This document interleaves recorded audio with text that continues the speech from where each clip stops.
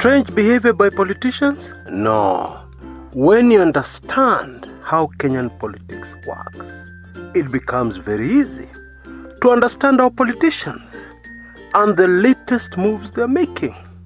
For instance, this thing of jumping from one side of the political divide to the other one and back. After my show today, you will totally understand. And most of all, you will understand the politician known as Stephen Kalonzo Musyoka. And you will understand him totally. Without fear or favor, this is the truth. This is how this politician is thinking going forward.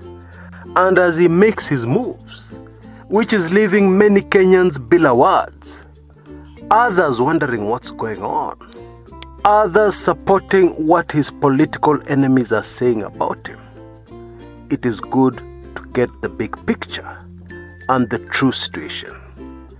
Karibu sana to my show, and I'm very sure you will enjoy.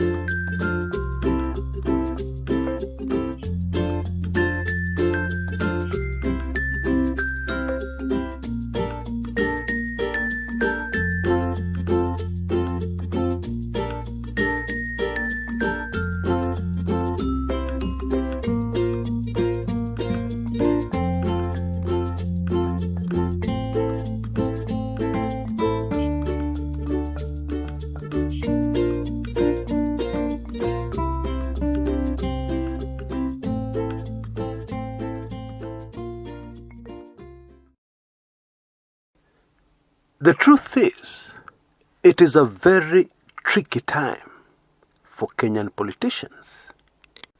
Picture the following. For about 4.5 years, the politician in Kenya has not had to make any major decisions. I am talking political decisions. Because our politicians go with the flow. If you are a member of parliament and there is a law to be passed, a bill in the house, you will go with the decision of your political party. You don't even have to think. If it is a press conference to hit out at somebody, there is really no decision to be made. Yeah, because you have received your money and you act accordingly. I hope you're not asking me what money. Because it is obvious. When you don't read papers, you don't follow Kenyan politics, you didn't see the story about money exchanging hands in the toilets at parliament buildings. You missed that one. For close to 4.5 years, the politician in Kenya has not had to make any political decisions. I'm sure you get my drift by now. This is a job you can do blindfolded and without a brain. Oh yes. And then suddenly, the next general elections are in the horizon. Yeah. And as a politician, you have done nothing for the people who voted for you, for the people who elected you. And guess what? You have no regrets. Because in the past, some people who you think are not very clever tried to do something for their constituents. They worked very hard at their job. And then when the elections came in, guess what? They were still voted out. Do you remember a politician called Mutudo? Do you remember a politician called Gitobu Imanyara? Yeah, that is the bitter truth. When elections come in Kenya, you did something for the people, you did not do something for the people, there is really no difference. What matters, and what matters terribly, is being at the right place, at the right time. Being in the right party, which captures the mood of voters, for these coming elections. That's all that matters. And so for the first time in 4.5 years, the Kenyan politician has to make a very serious decision.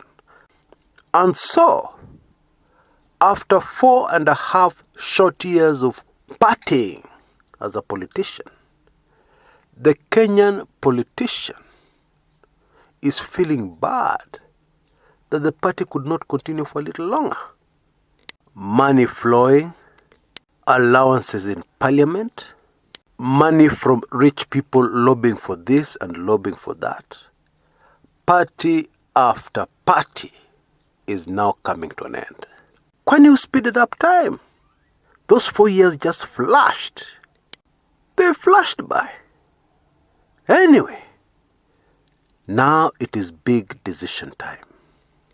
And it is the tricky business of positioning yourself so that you catch a wave that will sweep you back into your elective post.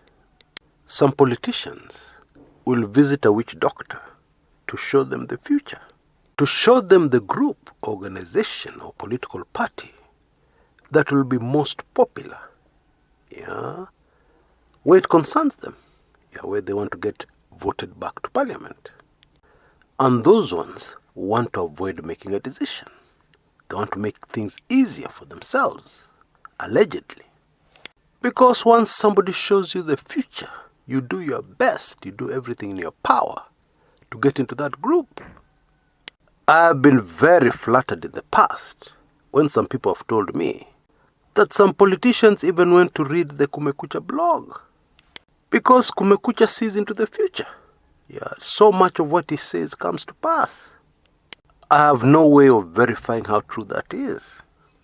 That some people would rely on a simple, ordinary Kenyan like me to make this decision. But I will tell you one thing.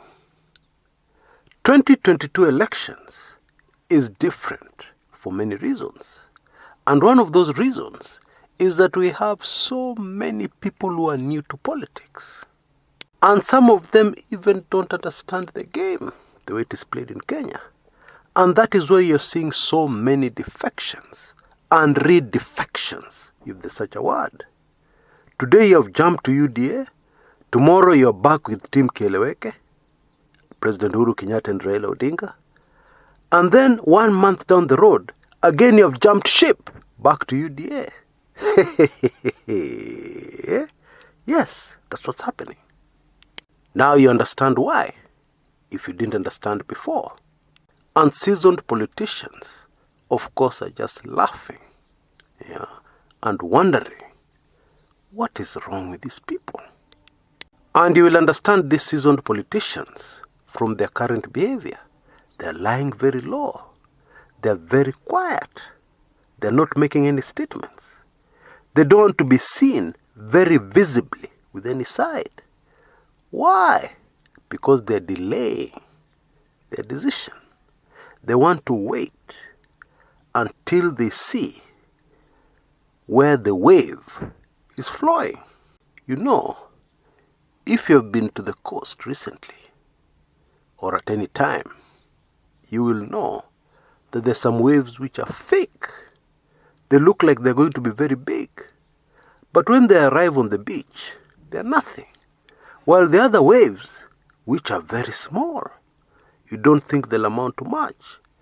But when they hit the beach, they are huge. So what a clever person will do is to wait for the very last minute, when it becomes very clear that this wave, hii ni kubwa. It is important to note that this is a very old game in Kenyan politics, and some presidential candidates are playing it. One day you're at State House in a meeting with the president about 2022. The other day you're at an Oka meeting, declaring that you're very serious and that you must be on the ballot in 2022.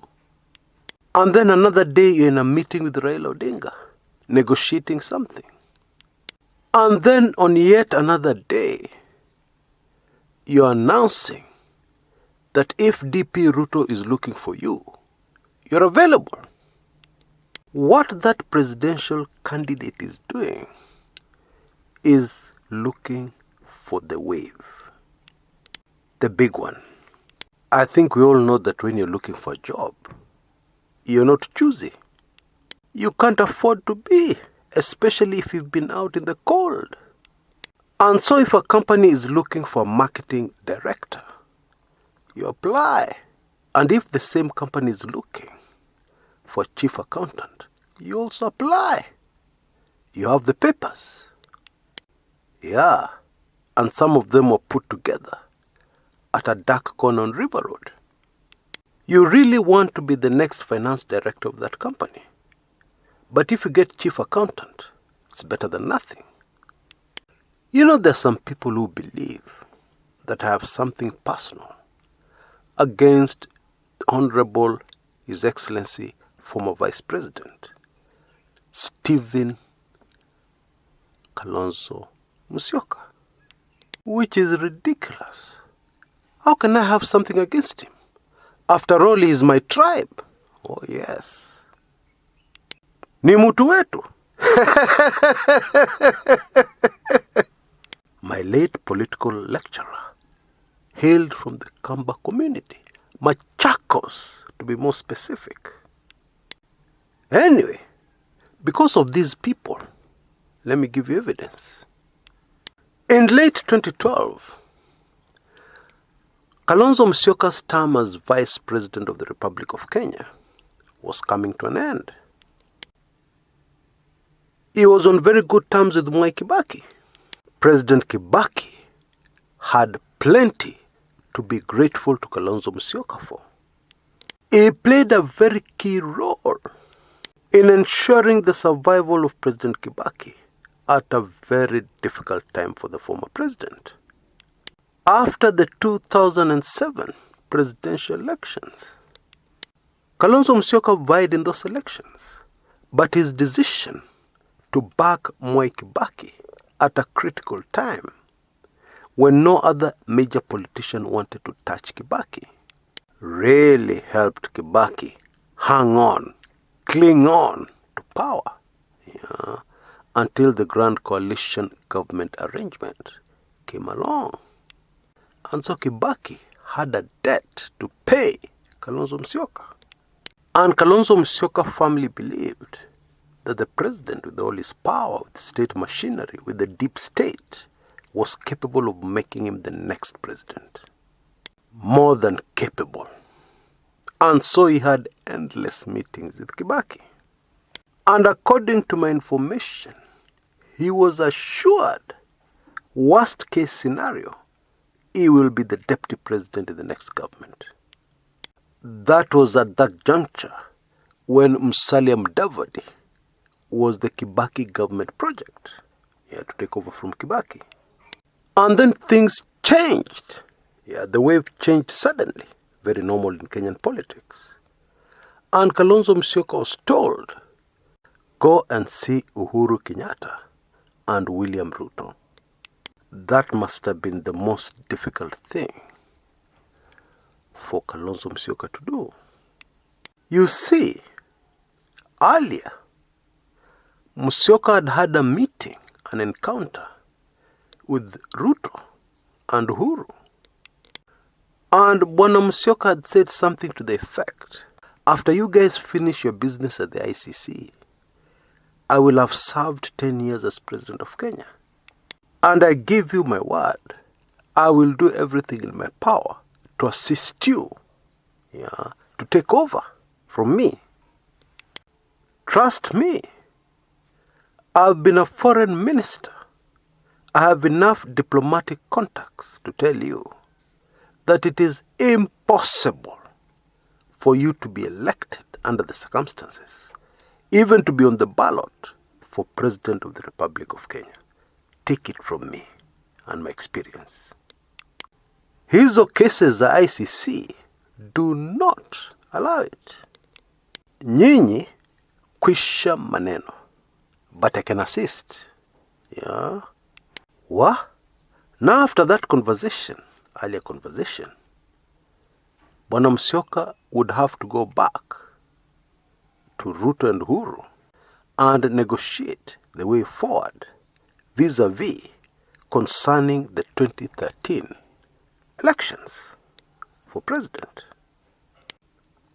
And Kalonzo Musyoka is human and is a Kenyan politician, and he wanted this thing so bad. So he measured humble pie and went to see the two. Many of you know the story. Yeah, it is William Ruto who told him in the face, "I'm sorry, Steve. You can't fit in. There is no way you can be accommodated into the next executive. Do your calculations. Kalenjin numbers and Kikuyu numbers. This is the figure here. Okay. Kalenjin numbers and Kamba numbers. This is the figure. Iwezi make. Kikuyu numbers and Kamba numbers. Here's the figure. Iwezi make. So the only thing that can work, and you understand Kenyan politics, is Kikuyu numbers and Kalenjin numbers. I'm sorry." And so Kalonzo Musyoka went to see Raila Odinga. I have no idea what they discussed. I don't have that information. But we all know that in 2013, Raila Odinga's running mate for deputy president was Stephen Kalonzo Musyoka. This Raila guy, is he even human? Some people say I always praise him. Yeah, but I always deal with facts. Because if I was Raila Odinga, and I'm sure if you are Raila Odinga, and Kalonzo Musyoka comes to see you in 2013, after running away with the ODM certificate in 2007, at the last minute, leaving Raila Odinga stranded, forcing him to make a very expensive emergency bailout decision of buying another political party with a similar name, Orange Democratic Movement. What do you think I would have said to Stephen? I'm sure you know. "Steve, kale ka certificate."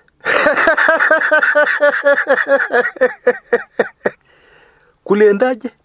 Kale ka certificate ka ODM. Unajua vile ulitufanya 2007? Ai. Sasa hata unataka nikwambie nini? Boss, kale ka certificate, unajua ilituuma, bado inaniuma. Kale ka certificate ka ODM, we're almost locked out of those elections. Aye. Now you want us to do what? Yeah. Let's talk facts. Let's speak the truth at all times.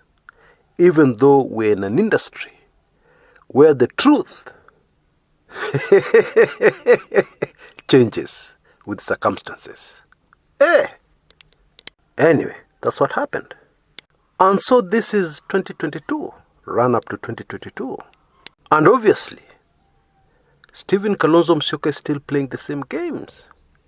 What do you want me to say? Do you want me to say he's not? Because he's mtu wetu, mtu wangu.